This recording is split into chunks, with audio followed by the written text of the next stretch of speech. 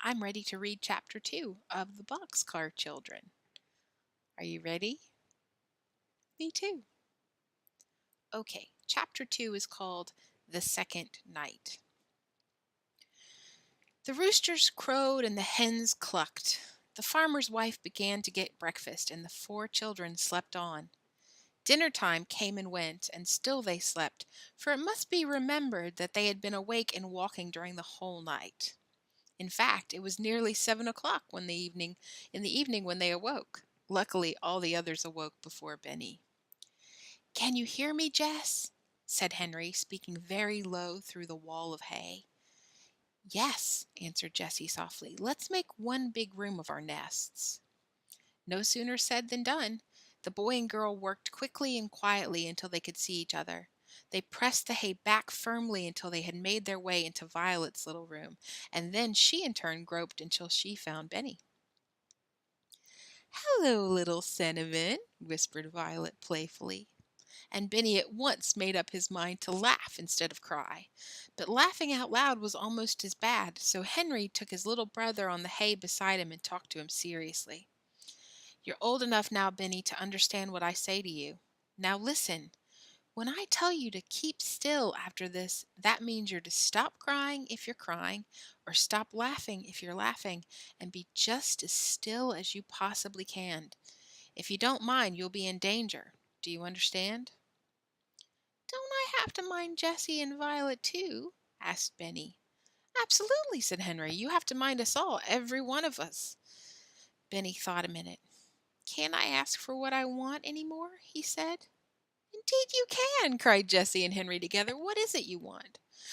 "I'm awful hungry," said Benny anxiously. Henry's brow cleared. "Good old Benny," he said. "We're just going to have supper. Or is it breakfast?" Jessie drew out the fragrant loaf of bread. She cut it with Henry's jackknife into 4 quarters, and she and Henry took the 2 crusty ends themselves. "That's because we have to be the strongest, and crusts make you strong," explained Jessie. Violet looked at her older sister. She thought she knew why Jessie took the crust, but she didn't speak. "We will stay here until dark, and then we'll get on with our journey," said Henry cheerfully. "I want a drink," announced Benny. "A drink you shall have," Henry promised, "but you'll have to wait till it's really dark. If we should creep out to the brook now and anyone saw us—" He did not finish his sentence, but Benny realized that he must wait. He was much refreshed from his long sleep and felt very lively. Violet had all she could do to keep him amused, even with Cinnamon Bear and his 5 brothers. At last Henry peered out.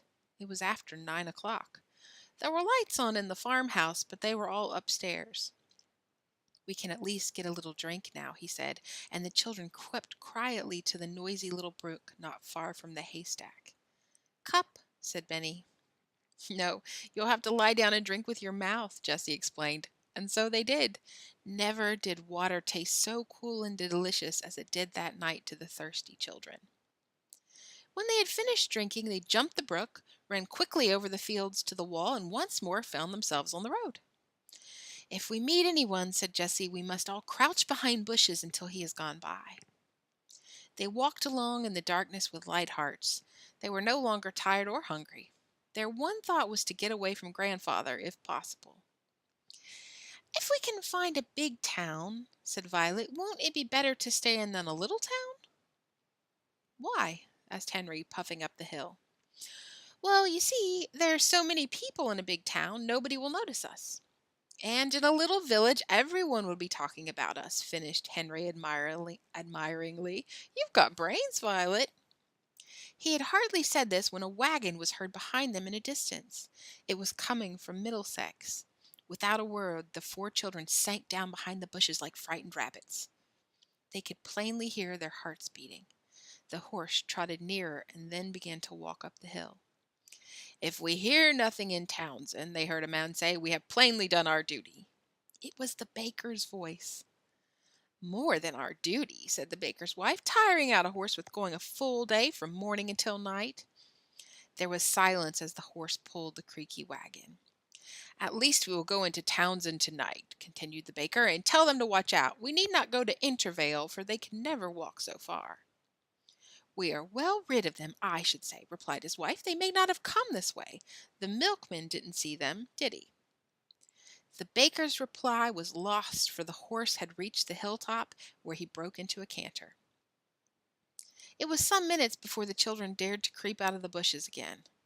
One thing is sure, said Henry when he got his breath, we will not go to Townsend. And we will go to Intervale, said Jessie. With a definite goal in mind at last, the children set out again with a better spirit.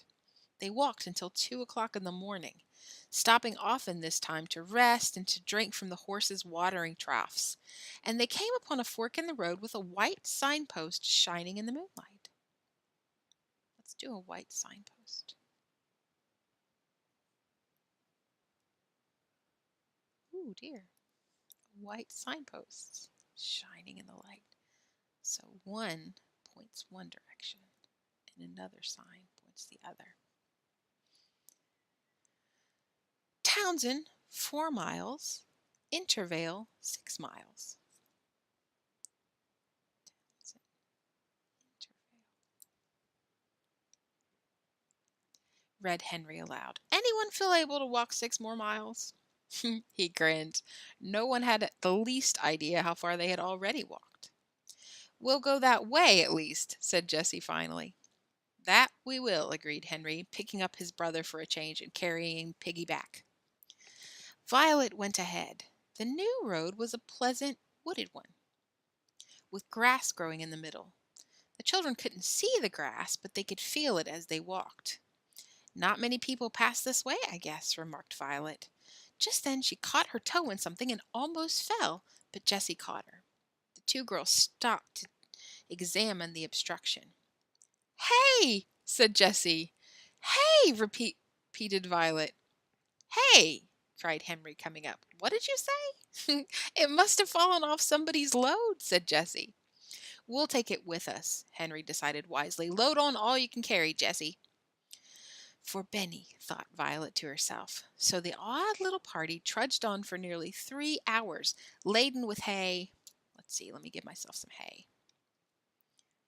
He is beautifully gold or brown. There's a load of hay. Oh dear.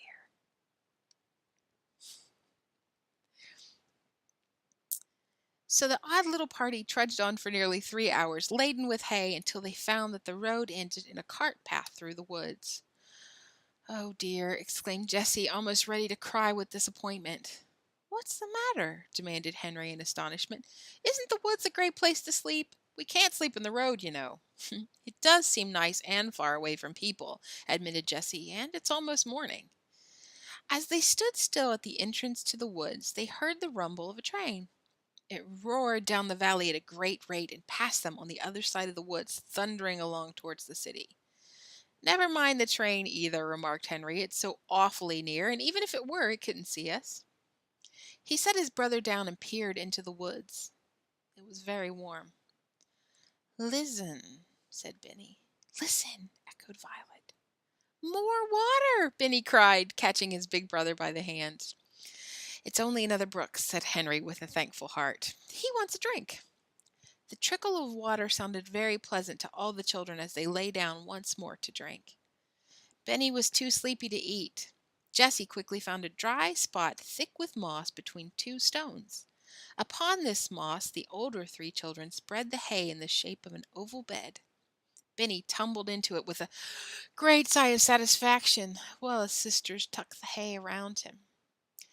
Pine needles up here, Jess, called Henry from the slope.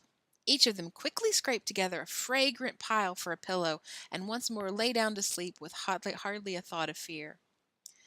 I only hope we won't have a thunderstorm, said Jessie to herself as she shut her tired eyes. And she did not open them for a long time, although the dark gray clouds piled higher and more thickly over the sleeping children. I'll see you next time for Chapter 3.